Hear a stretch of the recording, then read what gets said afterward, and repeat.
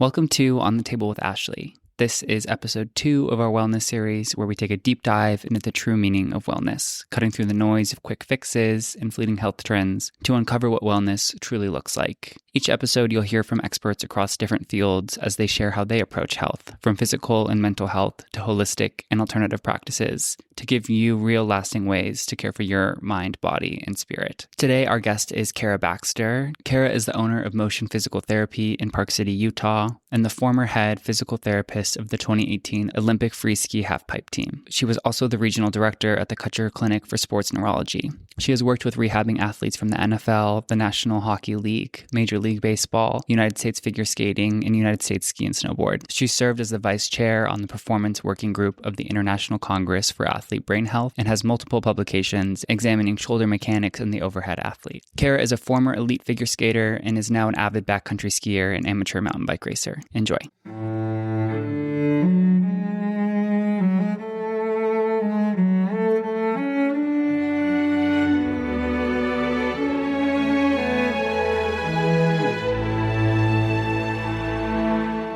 Cara, thank you so much for joining me today. It's been really a pleasure working with you, and now I'm so excited to talk with you about your profession and all of your thoughts on the subject of physical therapy and rehabilitation. Thank you so much for having me. It's super excited to chat more. Let's do it. Well, I always like to start hearing a little bit about where you grew up and what kind of kid you were. I grew up in the woods of New Hampshire in a small town. My parents still live there. And I was an outdoor kid who absolutely loved hanging out with her two older brothers.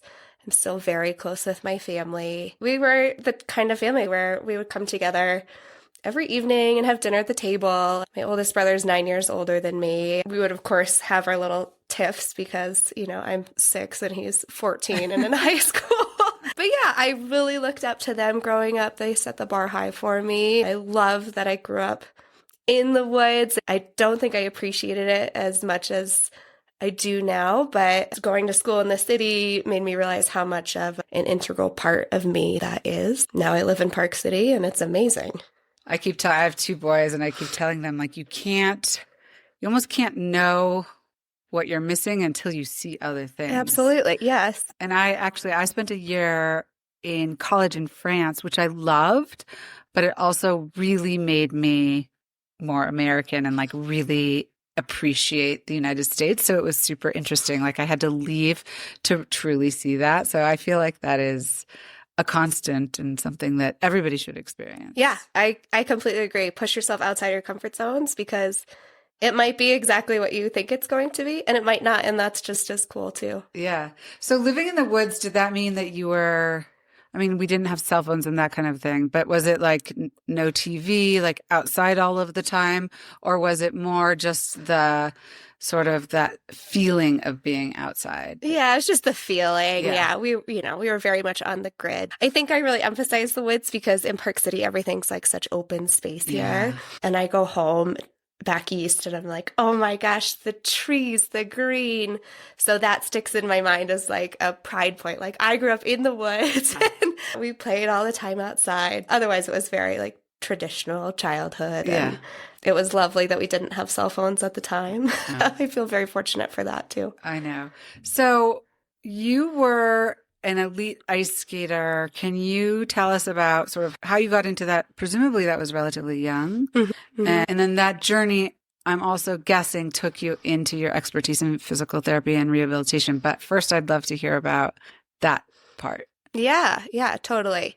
It absolutely did get me into physical therapy. I feel like it's a common trajectory for most people who want to become a physical therapist. They are in sports, they got injured. I fell in love with skating very early on. My mom took me to our little town pond when I was 3 or 4.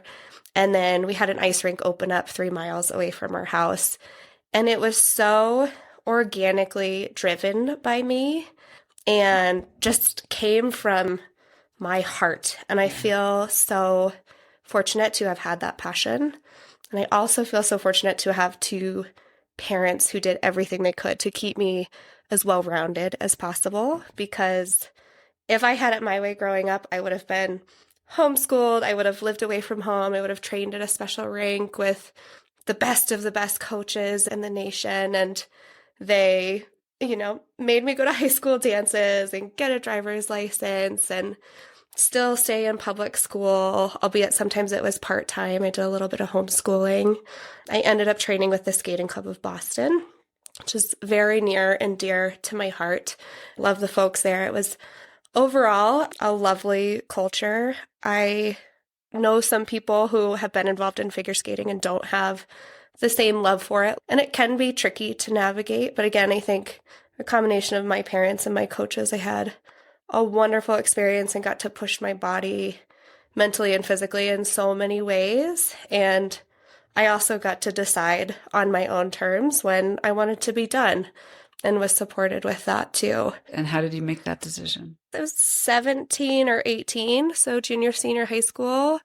I was plagued by overuse injuries. I just have one of those bodies, we all have our pros and our cons, and I am someone who's naturally more flexible, and that gives so much freedom in figure skating, but along with that comes a lot of overuse injuries. So I was constantly injured, and I had this decision of I can delay college and keep going and probably get injured again and not have the outcome I want, or I can take a big step back and go to PT school, stay involved in athletics and continue to fuel that passion, but almost be guaranteed that the work put in would come up with the end result that I wanted.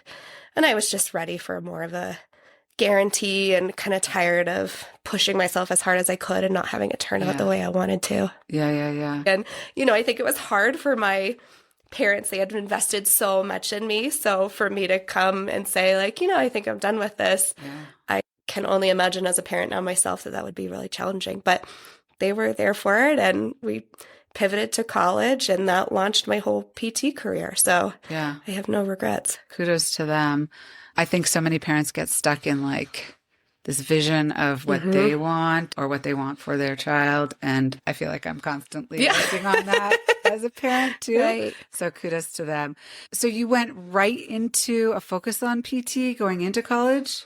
Yes. Yeah, that's kind of how I've been wired growing up. Figure skating, I was very single goal oriented. I decided in 7th grade when I broke my foot that I was going to be a physical therapist. Wow. And I stuck to that. No matter what my parents encouraged me to explore, I was like, no, this is what I'm going to do. Northeastern at the time offered a direct entry program. So you could do your undergrad through grad in 6 years, which was awesome because it shaves off a year of having to pay tuition. Yeah. And I always joke, I kind of sold my soul for 6 years because you're going straight through the summers, but I knew it was what I wanted to do. I wanted to save as much money as I could, and I made it happen. And going to school at Northeastern and in the city was such a wonderful, eye-opening experience for so many reasons. So did you enjoy school? I absolutely love where I have ended up. I wish I had a little bit more fun in school. And I also realized very early on, going to school in the heart of Boston, that I was an outdoorsy kind of person. I knew the opportunities afforded to me at Northeastern were so amazing, so I wasn't willing to transfer. If I could do college a second time, not do it over, but a second time, I think there's a version of Cara that would be very happy somewhere like the U, where there's all this outdoor access. But, at different points in our life, we're fueling different parts of our soul. And that was very career driven. And it was the perfect spot for me looking back. Okay. Yeah, I completely agree that we have seasons in life. And sometimes it's just put your head down and get it done. Yeah. So, okay, you knew since you were in 7th grade that you wanted to be a physical therapist. And then you went to this cool grad program. And then tell us what happened next before you started your own company. I knew I wanted to work in sports. So I did a sports concentration while I was at Northeastern, and I got a job at Mass General Hospital in their sports med department and had some phenomenal mentors there. And it was there that I got to work with some of the Red Sox and some of the New England Patriots. And again, it was just as a student, I was an aide, but just being in that environment and being trusted to be around those athletes really forced me to kind of level up and understand a little bit of life in sports medicine with elite athletics. And from there, Northeastern has a co-op program. So from my second co-op, I ended up in Park City at a private practice because there was another Northeastern grad there. And that opened up my eyes to what life could be like, fueling that outdoorsy side of my personality. So those two combined, I knew I wanted to find a way to bring them together. That would kind of be the ultimate satisfaction for me, if you will. After college, I looked at Colorado. I looked at Park City, knowing I wanted to stay involved in winter sports, and US Ski and Snowboard was out here. So I ended up taking a job in private practice out here, and I volunteered with US Ski and Snowboard as soon as the opportunity was afforded to me, and stayed on with them, strictly volunteer outside of my full-time job for a year. And then they had a position open up, and I always say I just bothered them long enough that they hired me. And so I took a position with the Freeski Halfpipe Team, and it's so comical looking back because the culture in figure skating with how rigid it is and the culture in freeski halfpipe skate is incredibly different. So there was a very steep learning curve in terms of learning the language, learning the culture, the attitude, how to find that level ground with those athletes. And I loved that job. I got to travel the world. And the most important thing was I got to work with this amazing sports med staff where everyone kind of checked their letters at the door and came together for the interest of the athlete. Yeah. And it was truly phenomenal. And I walked away from that. It turns out it's hard being on the road for most of your life. So yeah, I stepped away from that in 2018, but I carried that special bond I had with all of those providers who mentored me, athletic trainers, physical therapists, strength and conditioning coaches, dietitian, nutritionists. It was amazing. And I left that to start a neurology clinic. So the head neurologist for US Ski and Snowboard at the time wanted to open a private practice in Park City, and he approached me about helping him open that. It was right after the 2018 games, and it seemed like the timing I was ready to get off the road. So we opened that, and it was my first time diving into the business side of things. I honestly did not go to PT school with an interest in business whatsoever. And I just found myself in this role. And throughout it, I leaned on this great friend of mine, Maggie Henjum, and called her constantly saying, hey, here's what we're doing. How would you do this? She had just started her own private practice in Minnesota. And she held my hand through it all. And the whole time she was like, you could do this on your own, especially if you want to get back into orthopedics. You could absolutely do this. And she planted that seed. And the more I continued down the path of neurology, the more I missed orthopedics. And the more I missed that collaborative environment, US Ski and Snowboard. And the more I saw that it wasn't available to the general population. And I wanted it to be, because why not? And so finally, in 2020, COVID hit, and everything was up in the air anyway. And I said, let's just do this, let's send it and see what happens. Yeah. And then we opened Motion. I love it. I knew about some of it, but not about all of it. I listened to a lot of podcasts, like, what does it take to be an entrepreneur? And I think the one thing that it takes is courage and a belief in yourself and a willingness to fail, Mm-hmm. So, kudos for just going for it. Behind the scenes, it wasn't always pretty. It was very scary. And I wholeheartedly believed in what we could bring to the Park City community, knowing what was already here and knowing the gaps in care that we could fill. So it was equal parts scary and very exciting. And I did feel confident, not that I ever really lost the sky is falling feeling, but I knew we were going to be successful if we drew the right people in to be on our team. So tell me what you felt like was missing, or what is the secret sauce of Motion?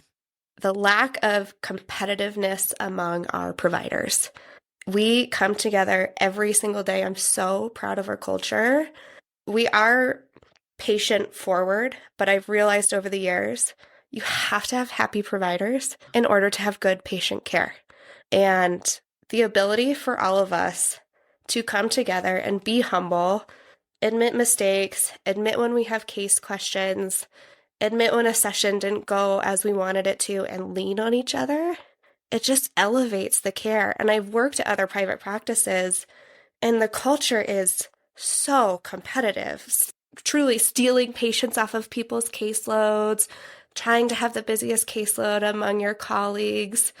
And I saw it fuel this environment where there was no discussion, no learning, no growth. And that hurts our providers, but it ultimately hurts our patients. So that is the most important thing to be at Motion, even above patient care, is taking care of our people there, making sure they have a growth mindset. They can kind of check certain things at the door and come in humble and willing to learn. And we have that. And I think that's why we've seen the success that we have. Well, as a patient, I could definitely speak to that. And I have, I had shoulder surgery, and I had shoulder surgery on my other shoulder. And I feel like I had good physical therapy before, but this is like a totally different level. And the other thing I feel like you guys are really good at is like listening to me. The people that I'm working with, which includes you and a few other providers, are just amazing listening to me and saying, okay, let's do something different. Let's like slow down. Let's not come in as much. And I am feeling better. Like I'm feeling like, okay, I can do this again. But I think that, and maybe we can talk about sort of like the journey of injury through rehabilitation. And I know it will depend on the injury and the age and the gender of the patient and all of these things. But I do imagine that there are some sort of normalcies in terms of what a patient experiences. And I don't know. I feel like there's a lot of psychology in what you guys are doing too. I don't know if you study that formally in your training, but maybe you can just talk a little bit about, is there sort of some sense of a typical curve for a patient in rehabilitation, or is it really like truly all over the map? That's a great question. There is a lot of psychology involved in it. It is never linear, and I try and educate my patients on that as much as possible. Your rehab journey will never be linear. It's not linear for anyone.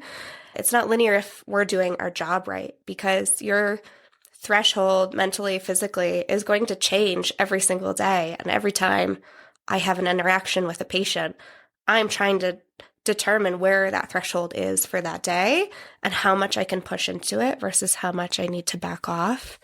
And that truly depends on every single individual, which is why my heart breaks when I hear these providers talking about getting burned out on the profession because they just feel like it's cookie cutter and they're running these protocols.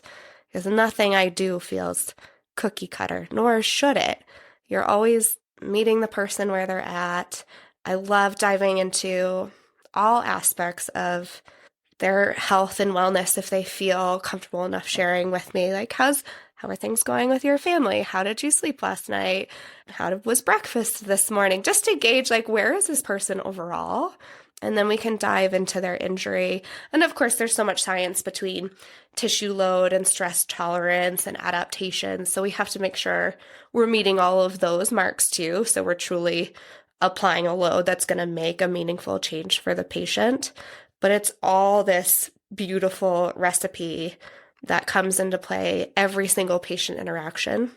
And that's also why we don't have assistants, because I can't know how you're doing if I'm not interacting with you, or I don't have another doctor of physical therapy interacting with you, and I'm relying on an aide to just go through what I pre-planned, because your life might look one way one week and it could look very different the next week.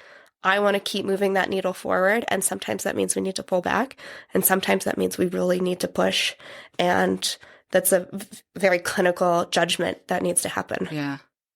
And your training is necessary to make that judgment. Yeah, absolutely. Yeah. So take my injury, like rotator cuff and bicep tendon surgery, and I know I'm like a slow healer.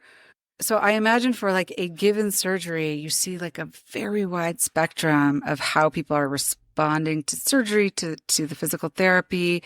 But you probably still have certain things that you would always maybe not do, but want to accomplish, I guess. Mm-hmm. So is that also just learned, like how you learn what to do with me, with my sort of like slow process versus somebody who might be much faster healing? Is it just like experience, or are you taught sort of how to deal with the same injury, but the variable of the patient? From a standard teaching perspective, like a DPT education, a lot of it revolves around this is the protocol.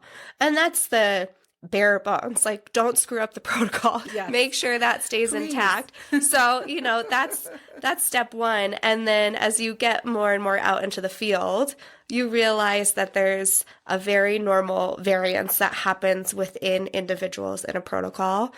And you start to redefine what normal is. Of course, you want these people checking off the milestones according to the protocol. The difference is how they get there. So, we might have someone who's tighter and scars down quicker. The protocol says to advance to strength at week X, but we're going to pull back and still focus on range for a little bit longer because we can't add that load yet, versus someone who comes in really flexible.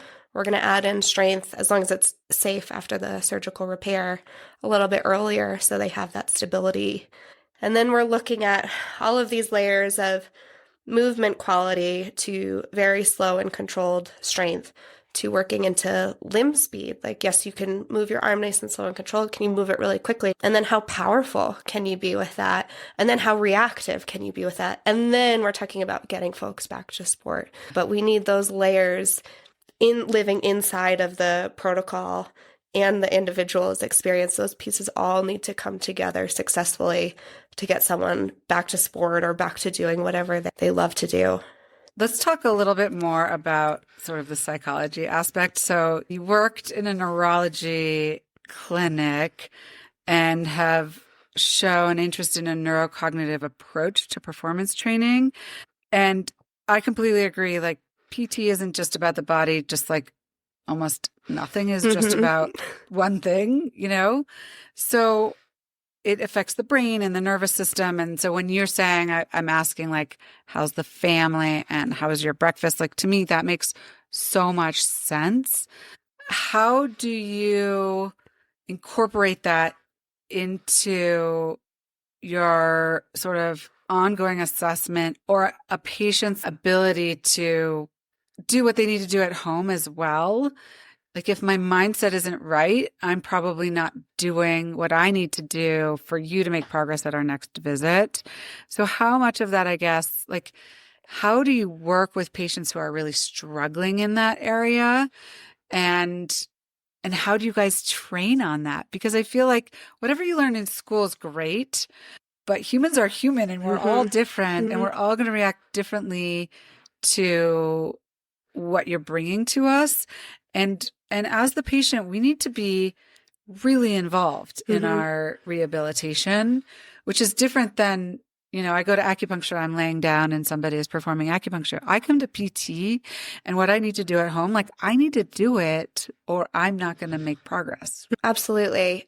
I have really fallen in love with psychology and more as my career continues on, because I just realize how much you truly cannot separate out the brain and the body. Like, it just can't be done. And there's basic examples of it that I'd love to educate patients on. It's like, if I asked you to do a big presentation right now in front of 100 people, would you want to eat a giant cheeseburger? And they're like, no.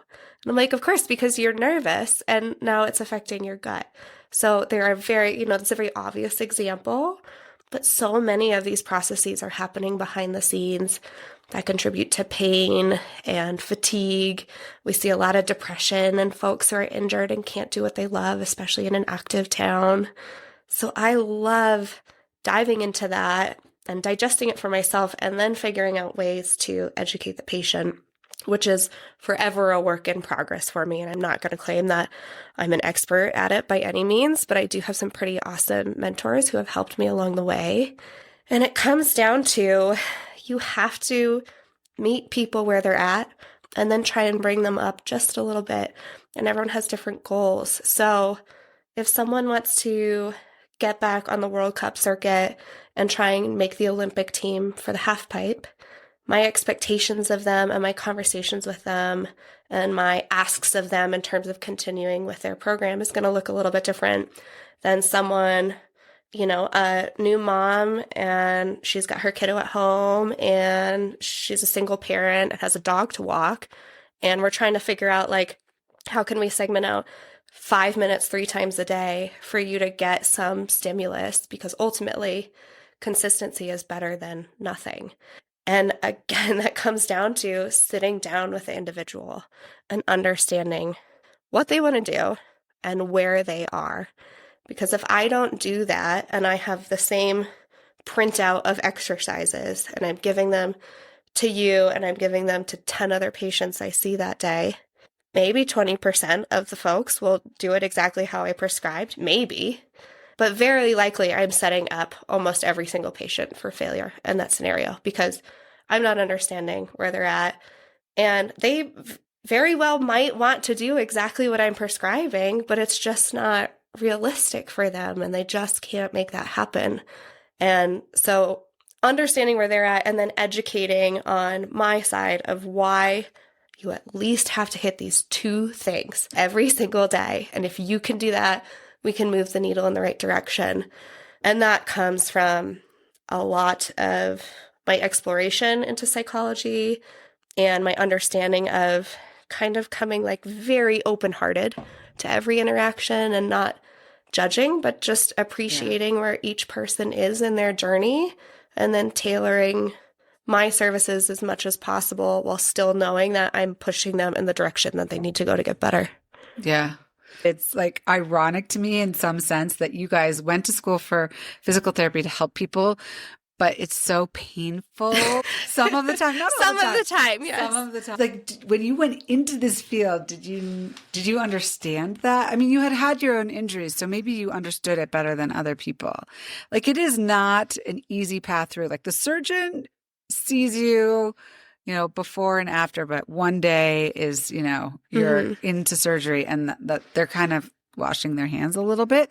You guys are like in the thick of it with patients, like through the good and the bad. That's awesome. And the hard times are hard. So is that a part of it that like you don't like, or it's just like you accept that to get through, that is part of what you have to make a patient go through? Both are true.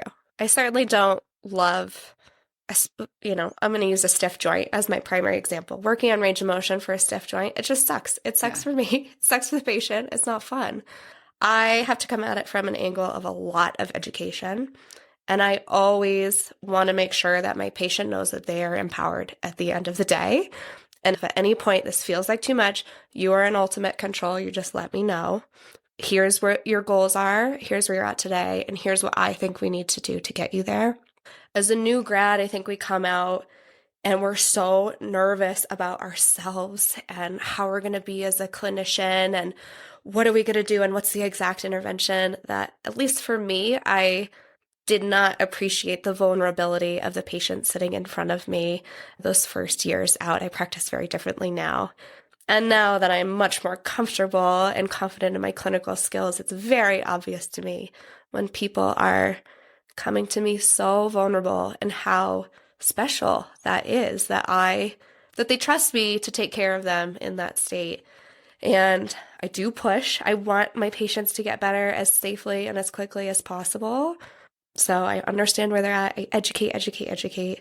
I try and empower, and then some days you just have to push. And the goal is so that they're not living in this chronic state of pain and that the light is at the end of the tunnel. But especially post-operatively, there's just days that suck. And, sometimes patients are going to leave PT feeling worse than they did coming in. That's certainly not what I want every single time.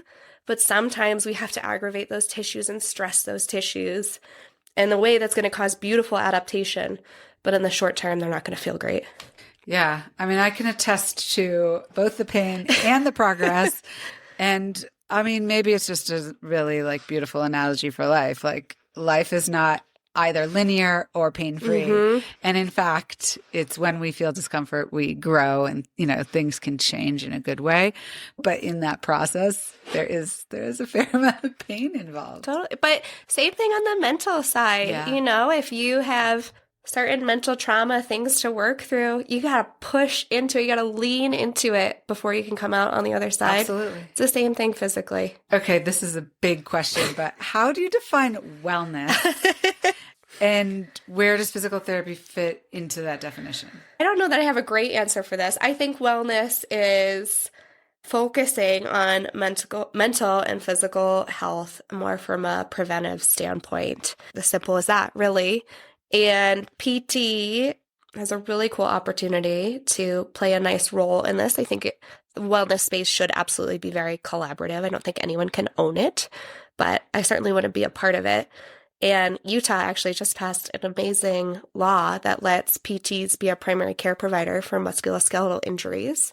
So that helps us plug into the wellness space a little bit more. I'm super excited about that. I would say from my own experience, the biggest wellness piece that I can provide with my clinical expertise is working with my developing athletes.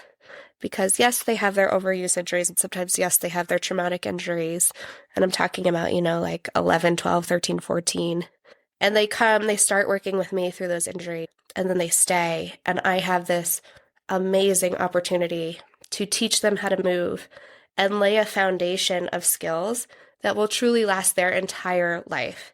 And that those days in the clinic, I just love so much because I wholeheartedly believe that I made a difference in that person's life. And that's what happened for me with my PTs growing up. And to be able to push that forward to other people is so special to me. And that's where I see my own clinical practice plugging into the wellness space. I would also guess that you have a really big opportunity with those young athletes to help them on the mental side. Do you find like you're doing that a lot as well? Totally. I love it. I love it so much. I just had a 14-year-old in yesterday, and she was stressed to the max because she had the Spanish test, state test, and her GPA is a 3.97 right now. But the Spanish test plays a role in her GPA. She's in 8th grade. She wants to go to medical school. And I spent this session working with her. Of course, we're going through movement patterns, and she's recovering from an ankle sprain. She's a very passionate volleyball player. So just educating them on, life's opportunities and how to navigate that, and when stress is good and when stress is working against you, and rolling that into recovering from an ankle sprain. And I walk away from those interactions and I just love them. They're so meaningful, and I never forget those patients. And I would also think that for the elite athletes, just a few friends that I've known who sort of went down that route. And like one of my friends, it was sort of like you with ice skating, but she was a ballerina. And it's like there's this point in your late teens where you kind of have to make this decision. Are you going to go professional? And the toll it takes on your body. Mm-hmm. And I think that, we talked earlier about how your parents just accepted when you said, I'm done. But I think not all parents are able to do that. Mm-hmm. So I feel like a lot of these young athletes are probably grappling with, one, they want to be at the top of their game, like they're passionate about what they're doing. But two, there's this pressure to sort of stay in it when it might not be serving them anymore. Mm-hmm. Do you ever talk about that with? Constantly. Yeah, I see it with, to some level, every developing athlete that I work with, whether it's from, external folks like parents, coaches, or it can just be an internal struggle of, I've loved this for so long and it's my identity, and suddenly I don't know that I want to do it. Trying to empower people to speak their mind and take ownership of their body one way or the other. We can be talking about someone who their parents want them to go to school and they want to take that gap year to keep skiing, and how do I fight that fight with them? Or vice versa, when they're so burnt out and their expectations of their parents and coaches are that they're going to the Olympics and they don't even want to do their sport anymore. And sitting down with them, we have a lot of team meetings among parents, coaches, and the athlete. So we kind of bring all the stakeholders together because it's very common that I'm hearing a different message than mom and dad are, and they're hearing a different message than the coaches are. And it's not the athlete's fault by any means. What a scary situation to have to navigate when you're 15, 16, 17 years old. You shouldn't have those skills, but being able to kind of play the mediator in that and get to the root of what are your goals as the athlete, what are everyone else's goals, and how can we move forward in a direction that feels really positive to you and your body. And like I said, I have this conversation in some capacity with every single developing athlete that I work with. There's so much literature behind athletes who retire. There was one article that came out that showed that only 2% of professional athletes got to leave the sport on the terms that they envisioned. Just keeping that on the radar of how challenging exiting a sport can be, how common depression and anxiety can be from that, how quickly you lose your sense of identity, and capturing that before it happens and making sure that all the stakeholders are aware of it and involved in working towards one common goal that's in the interests of the individual I'm working with. And it's complex. I love it. Sounds like wellness to me. How much of your practice is working with athletes, whether they're young or elite athletes or whatever, and people like me who just hurt themselves? I get this question a lot. We live in Park City, so I feel like probably 99% of people coming to me to find themselves as an athlete in some regard. Like, are you going to tell me that my 79-year-old who's hiking Round Valley with her dog isn't an athlete? Of course she is. Yeah. But we're not elite athletes. Elite athletes, yes. I have a couple patients who like to define themselves as a former elite athlete in their 50s and 60s in a very joking and loving way. If I had to break it down, it morphs over the years. It morphs as my role with the business changes, and I want to empower our other clinicians. Yeah. So, like, are you taking professional athletes? Well, even like the athletes you're talking about, like the younger athletes who are on a team, but they're not, it's very unlikely they're going to, go to the Olympics or be, at the top of their sport. Everybody can't be at the top of their sport. But, right. Just sort of like those people plus elite athletes compared to sort of just like the person who fell skiing. Yeah.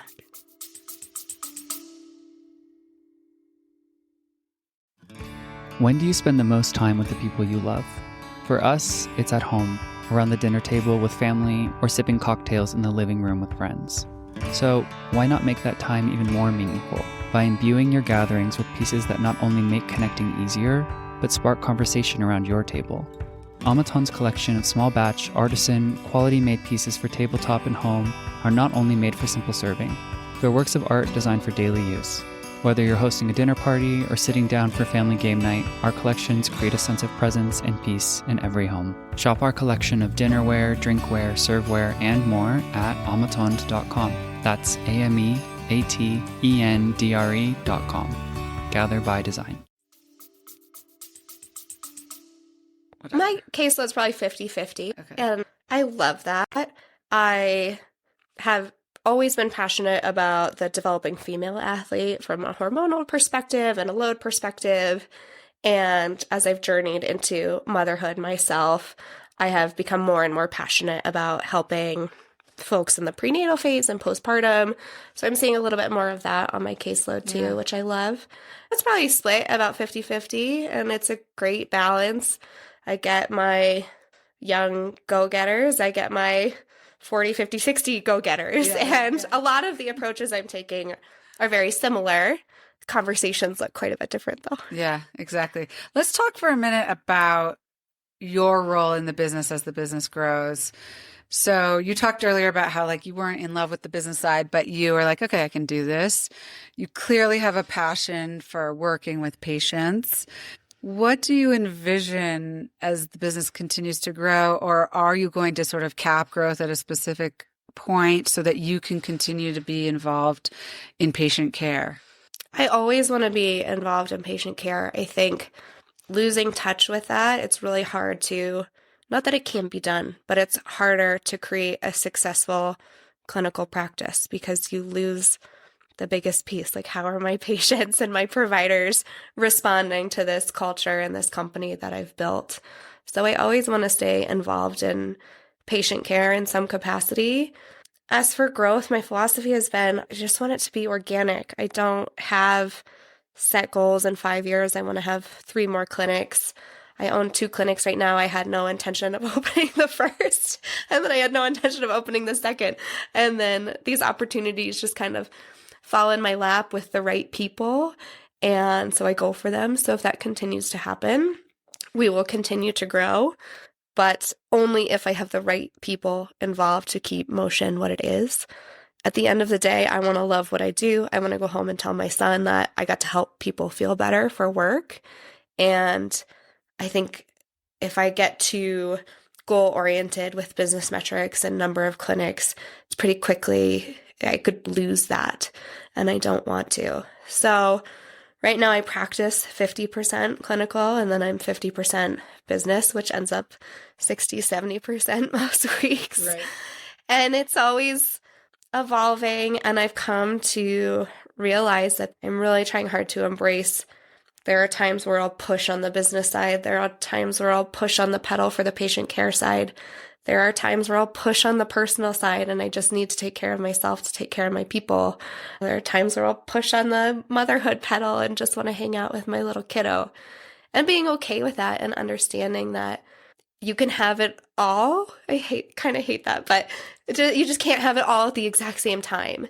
And so leaning on like, this is a push week for the business. This is a push week for patients. This is a push week for my little kiddo.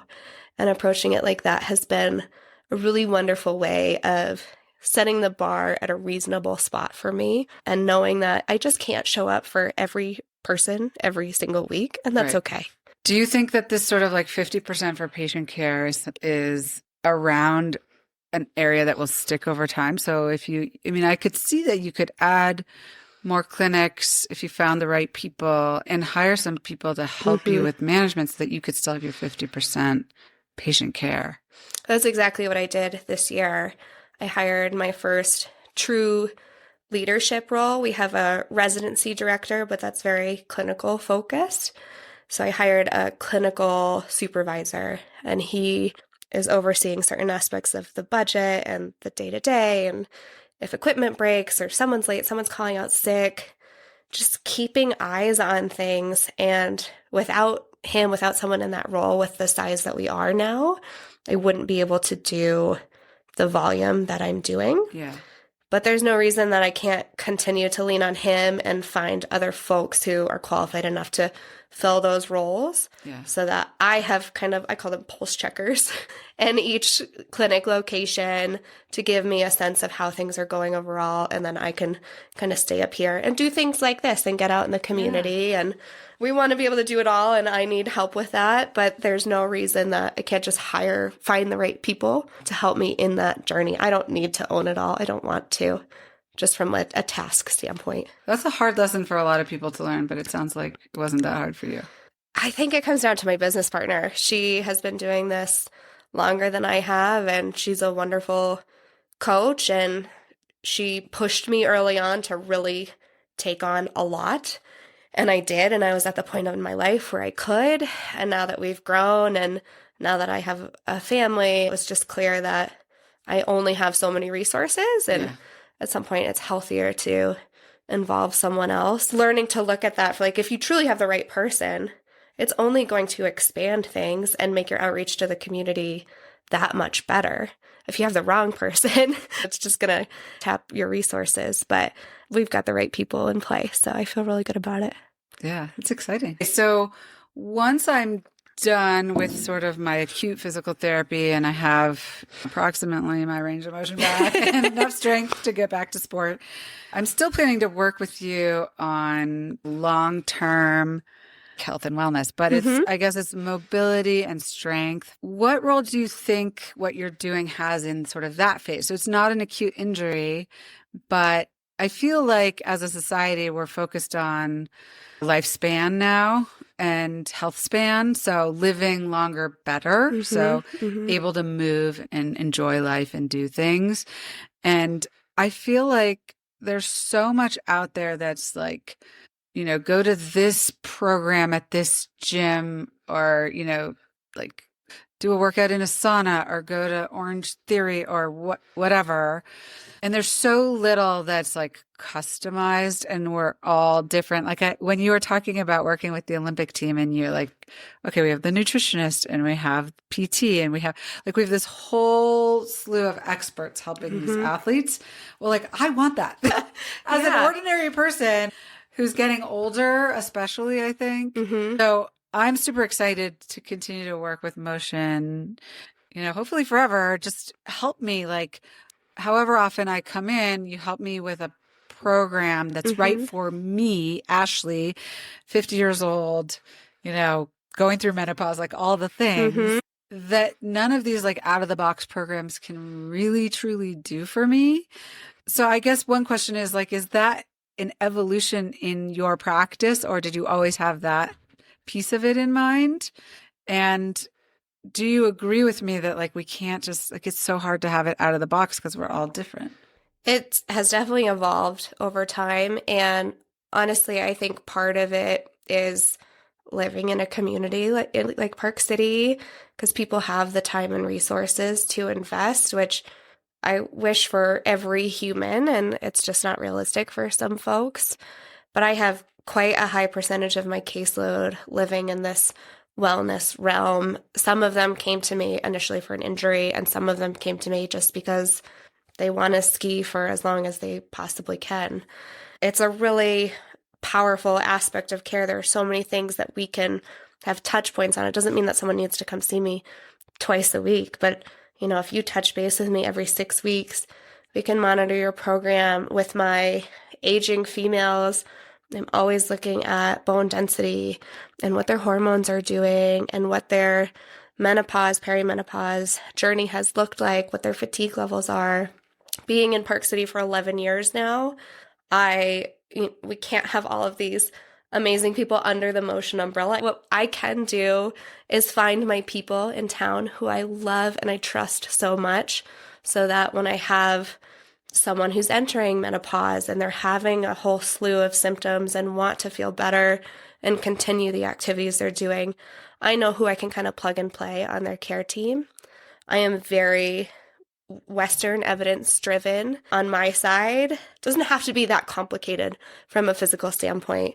I'll use bone density as an issue. Like, we have to apply resistance, we have to have the right load, and folks need to be doing a certain amount of impact or jumping small doses.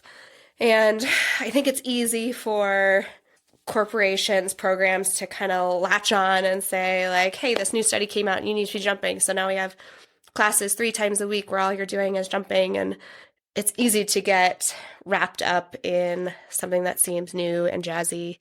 There are specific numbers we need to actually hit. There's specific loading that we need to target. And my job is to educate, build the program around that, and then empower the person to do it on their own as much as possible. Yeah, for sure. But I do think there's so much we can do in that space. I have a 74-year-old who has an extensive orthopedic history, including spinal fusion at multiple levels, avid backcountry skier, heli skier, and there's great data behind compression load through the spine. So I have him lifting 200 pounds with a hex bar throughout the year. We periodize it, of course, but we're spiking and hitting those loads, and he's able to do what he wants to do on the slopes. And his numbers, since I met him at 70, have only gotten better every year. And how cool is that? So cool. Yeah. It's so cool. Yeah. I think one of the things that I really want to explore in this like wellness series is that one size fits all rarely works. Mm-hmm. And yet it's so hard. So many people can't sort of access a personalized, truly personalized program for their wellness. And that's really frustrating. And I don't know what the solution to that is, but it is awesome that that's a growing part of your practice. Mm-hmm. The individualized approach comes from your ability to advocate for yourself. And don't be afraid to work with a provider and decide that they're not the right fit for you, because there are people in every facet of wellness who are doing such good things. Totally. You just have to find them.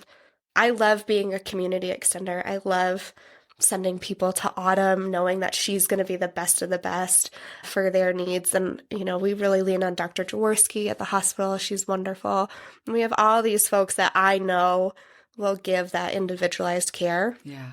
But it's very hard to put it all under one roof. I think, having people who can help you build a program is the next best thing. Mm-hmm. Okay, we haven't talked about this. I'm kind of interested. How many people come to you with chronic pain? So it's not an acute injury or like the immediate aftermath of surgery, but, chronic back pain or what have you. Like how frequent is that? And are you seeing success there? Mm-hmm. Yeah, it's quite common. I could pull a report and look at it. I don't have the specific numbers off the top of my head, but it is a large portion of what we see at Motion, particularly in the quieter sports seasons in Park City. Winter, we see a lot of post-operative care. There's a lot of ski injuries. We see a lot of mountain bike injuries, I'm sure you can imagine. But always mixed in is the folks who are living with this chronic pain. And it's so multifaceted. But I think the low-hanging fruit for me is educating someone on pain, not necessarily equating to tissue damage, and helping them separate out the fear from the pain experience. And just wrapping their mind around that. Sometimes, and to be clear, sometimes pain does mean tissue damage. Sometimes it doesn't. And the brain and the nervous system can go into this heightened alarm overdrive setting where almost every stimulus, even light touch or change in temperature, sends a signal to the brain that the brain interprets as pain. And it doesn't mean that there's anything weak about the patient or wrong with them from a mental standpoint. It just means that they need to be educated and better understand their pain.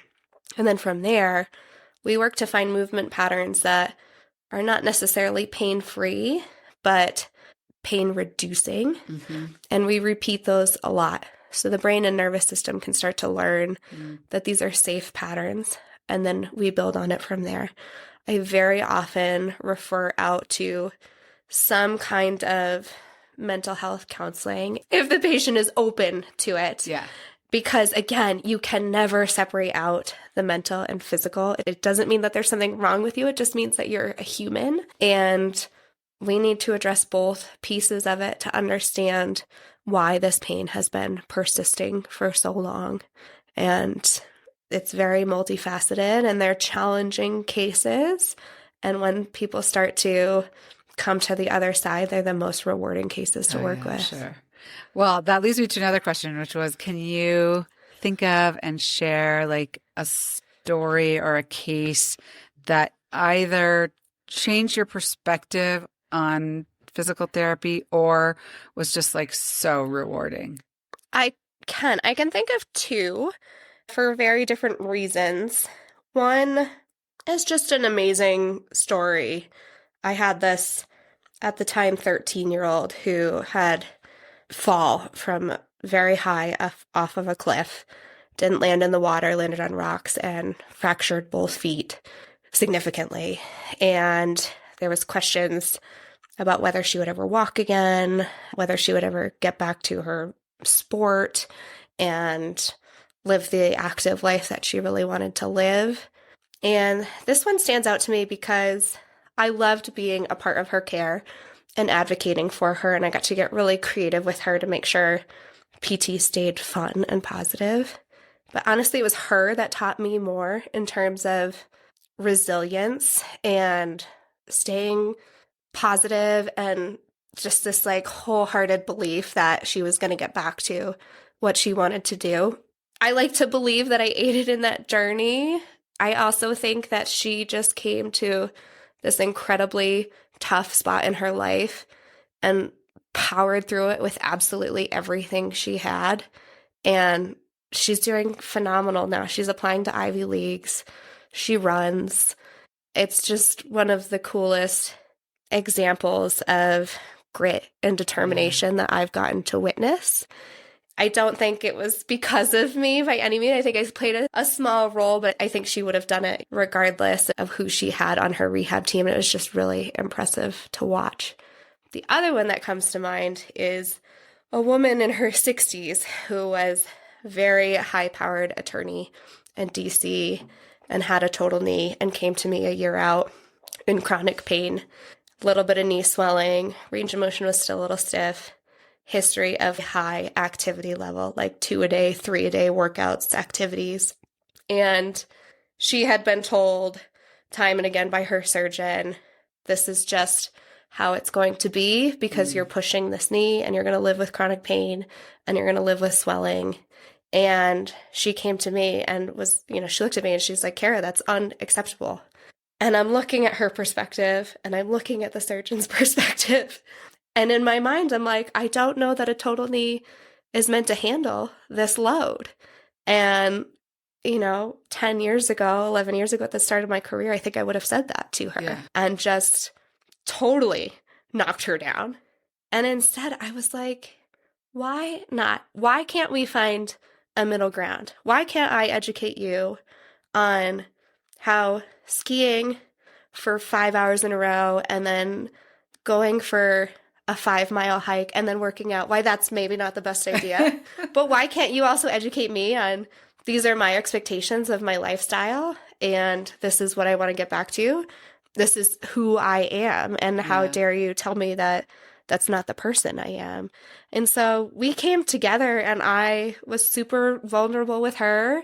We had tough days where we really hit heads, and I don't want to say argued, but had healthy discussions over how to get her to the point she wanted to be at. And she's there, and she's one of those patients that now she's doing awesome. She checks in, she pops in my schedule every 6 to 8 weeks. I tweak her program. I make sure she's not going way overboard with her load. She keeps me in line. And I've learned so much from her from a clinical standpoint and also just personal. Like, how just to not accept when one person tells you no or deal with it or this is the new you, like redefine yourself. She just said no. And I loved that. So is she lowering her load? We've had to redefine her expectations of her knee. And if she's going to load it as much as she is, there is going to be some swelling there. What swelling you need to be afraid of? What swelling you don't need to be afraid of? How much range of motion can you lose and it's okay? How much stiffness can you not accept and know you're asking too much of that knee? But that's why we have the touch points. And in the transition of seasons, I make sure that she comes in so we can talk about, okay, it's spring season now. What is it going to look like when you're biking and hiking and running and playing tennis? Like, let's talk through that. I love both of those stories. Yeah, very different. But very different. How do you stay on top of what's changing in the field? Is it just reading papers or is it taking courses or what does that look like? For every state, you have to maintain a certain amount of continuing education credits every 2 years. But this is an area I'm so passionate about at Motion, and so is the rest of my team. So we're constantly, once a month we have lunch and learns where a provider presents on a topic. We have guest speakers all the time. We just had a strength and conditioning coach from US Ski and Snowboard come in and chat with us on best practice for programming for our patients and how to take kind of the elite athletics model and bring it down so that it's meaningful to your 35-year-old working individual who has 20 minutes a day to dedicate to things.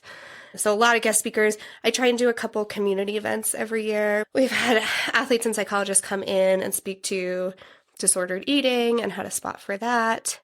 I love this aspect of our practice, and I think it's part of the reason we draw the clinicians that we do, because it's very growth mindset, and I want to stay on top of things because I know that that's what it's going to take to be the best for our patients in this town. So it's multifaceted. And then, of course, there are the courses too, but I love the belly-to-belly interactions. I think you can learn so much from them. Yeah. Do you have a lesson from working with either high-performing athletes or, again, just people like me that you think applies to everyone? I think I already spoke to it, but just to emphasize, in the rehab journey and in the wellness journey, it's never going to be linear. Like, that's my one lesson. Yeah. You can start here and your goal can be up here and we can get you there, but it's going to be messy and it's not going to be incremental week to week. And that's okay because that's the human experience. And that's what makes it so interesting and fun. Okay, and do you have one habit you wish more people would adopt to prevent injury and or stay active? I want people to get outside. I think getting outside is so good for the mind and body. If you can get outside more days than not, I'm happy. And I think the town we live in, we're so lucky, and some people have to reach for it a little bit more. And a lot of my friends back east, my Bostonians, don't have the understanding of how powerful that could truly be. Yeah. But if people could just spend more time outside, away from electronics, taking things in, I think it's so powerful from a wellness perspective and a human experience perspective. Couldn't agree more. Is there anything I haven't asked you about your practice or your company that you want to talk about? I'm always willing to collaborate with people. I always want to learn from people. If anyone listening has thoughts on someone I should connect with or who might jive well with what I'm speaking to, I'd love to hear from them.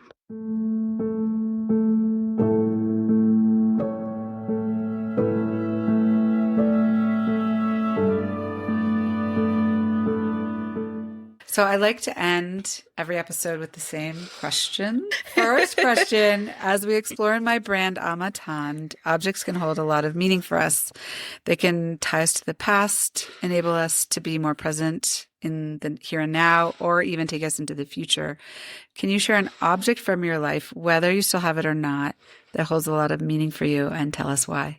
This was a hard one. I really had to think on it because there are a few things. But I kept coming back to my journals. I have no idea why, but my whole life I have been a journaler. From like age 6 is my first one. That's crazy. So I have these journals from when I was 10, 11, 12 years old, talking about my day and my feelings. And then I have them through being a teenager. I have them through college, my 20s, getting married. And I can go back to them and reflect on what a life experience was like for me at a different age and see common trends and see passions and see patterns that are clearly being repeated that aren't necessarily lending itself to success for me. And they've just become so meaningful and have helped me reflect on the human experience at different stages of life so far and connect with people. They're powerful. I am not a journaler, but I have heard such good things about it. So do you journal every day? No, God, Okay. no. We're talking, I don't know, probably once a month even. Okay. And now as a mom, writing down the little milestones of my kiddos and the team at work and going back and looking at that. Yeah. It's just so special. And I have no idea why I started doing it. I have no idea why I continue to do it. It's just natural. How often do you go back and look at it? Not often. My childhood journals were at my parents' house in New Hampshire until 2 years ago, and I finally gathered them all up and read them for the first time in like 20 years. And it's just so powerful. Yeah. Can you share a favorite tradition with us? It could be something you did when you were a kid, something you do with your family today, or anything at all.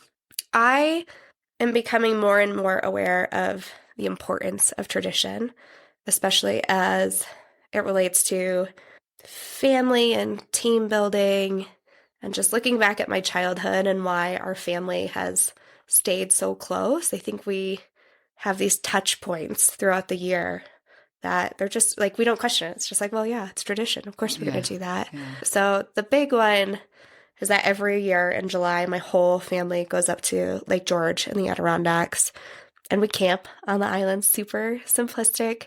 My parents still do it. It's a ton of work, and it's amazing because there's less distractions, and we get to hang out with each other. Work still has a pull on me for sure, but it's a little bit easier to separate out, and I love that, and I want to incorporate that for my family. And it inspires me to incorporate some kind of tradition for my company culture too, to keep everyone grounded and just offer times to come together and reflect and grow and set goals. I love it. I love the reflection that tradition allows us to have. Yeah, I love that. Do you think you'll be able to make it out with the new It is barn? very up in the air. I'm like, can I have an 8-week-old on an island on the lake? We might be getting an Airbnb this year. Okay. My sister-in-laws have done it. I don't know how, but they've done it and they've Okay. survived. But I'm just like, gosh, am I really going to wake up at 3 a.m. in a tent and try and feed a newborn? Right. I don't know. Are you in a phase in your life where you enjoy entertaining in your home? I mean, you're very busy. My notes for this are all caps. LOL, LOL, no. We have a lot going on. We have a 2.5-year-old. Yeah. I've got a baby on the way. And we're also trying to move right now and put our place on the market. So everything is packed in boxes and our garage is stuffed. My anxiety spikes to the highest when someone is like, I'm in town. Can I come over for dinner? I'm like, good God, no. Talk to me in a couple of months when we're in our new house. So no, unfortunately, I want to get back to that, but we are absolutely not in a place to entertain. Well, it's funny because I always say, like we were talking about seasons of life, and I feel like this is true for entertaining in your home. And I loved to do it before I had kids. I loved to do it when my kids were actually like relatively young, not newborns, but relatively young. But as they've been teenagers, I've been doing it less actually, because we also do family dinner like you did with your family, other than Friday and Saturday when my kids don't want anything to do with my husband and me. And I like really cherish that time with them because I know it's limited. So I think I'll get back to it, you know? So it's funny. We're in very different like phases of our lives, but I'm also not quite there, but I will get back to it because I love what it brings me. And you'll get back to it too if it's something that you liked to do. But my husband loves to cook. Yeah. And so it's really hard for us to not have the space to have people over because it's for sure my most relaxed setting. And it's just not realistic right now. And we have to be realistic. Yeah, right. Do you have 1 or 2 top resources? They could be books or websites or podcasts or movies. I mean, anything at all. It could either be related to physical therapy, wellness, or just like your favorite. Sometimes we just collect people's favorites. There are so many different directions I wanted to go with this. I recently read, I'm curious if you've read this book. I recently read Maybe You Should Talk to Someone by Lori Gottlieb. I've heard about it, but I have not yet read it.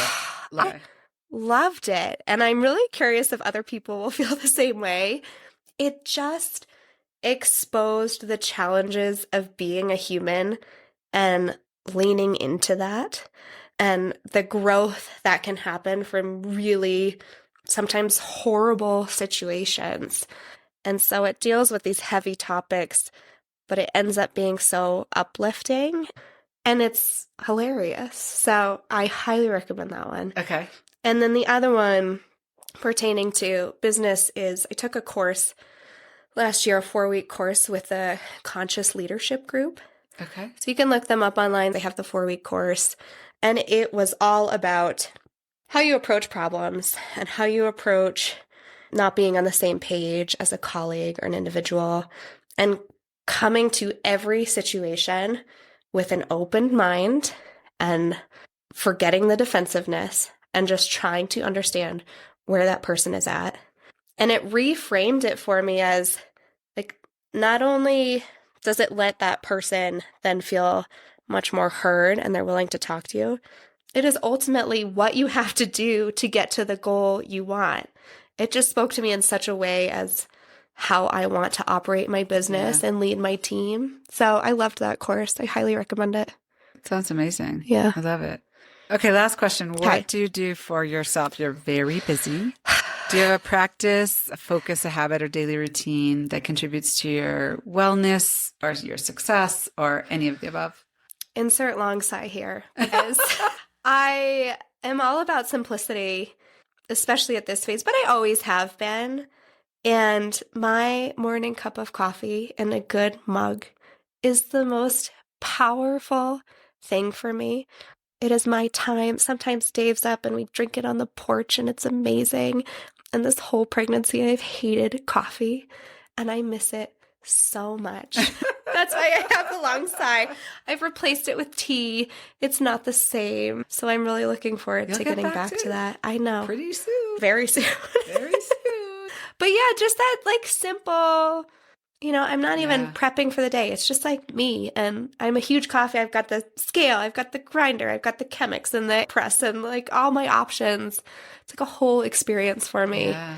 And it just grounds me. And now I think I'm just floating without my coffee. Well, soon Yeah. enough. Well, thank you so much for joining me Thank you for today. It's been having me. Really This has fun been talking awesome. with you. And I love working with you and your team. You guys are amazing. Yeah.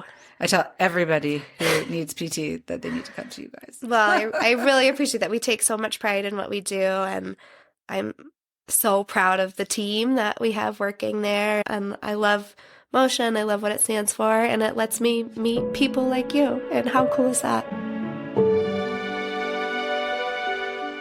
Thanks for listening to an episode of On the Table with Ashley. Subscribing to, rating, and reviewing our show helps us to continue to make quality episodes. So please subscribe, rate, and review wherever you listen to podcasts. On the Table with Ashley is presented by Amatond, an elevated, everyday, luxury home and tableware brand with products designed to cultivate connection. You can learn more about Amatond at amatendre.com or on Instagram at Amatond. By subscribing to our newsletter on the Amatond website, you'll receive updates on new episodes as well as promotions relating to Amatond and Amatond's products. Send us an email at reachoutanytime@amatond.com if you have ideas for guests or series ideas you'd like to pass along. Thanks for listening.